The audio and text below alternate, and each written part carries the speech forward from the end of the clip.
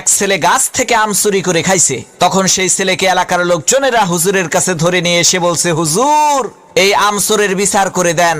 হুজুর তার কিতাব বের করে সমস্ত লোকের সামনে কিতাব খুলে পড়তে আরম্ভ করলো। যে চুরি করে খাইছে আম তাকে দিতে হবে তার দাম, দাম না দিলে তার পিঠের উপরে কিল পড়বে ধাম ধাম।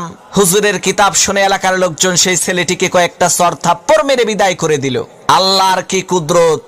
কয়েকদিন পর সেই হুজুরের নিজের ছেলে ডাব চুরি করে খাইছে। তখন এলাকার লোকজন হুজুরের কাছে এসে বলছে, হুজুর মানুষের ছেলে আম চুরি করে খাইছে দেখে বিচার করলেন, এখন আপনার ছেলে তো ডাব চুরি করে খাইছে, বিচার করেন তো দেখি।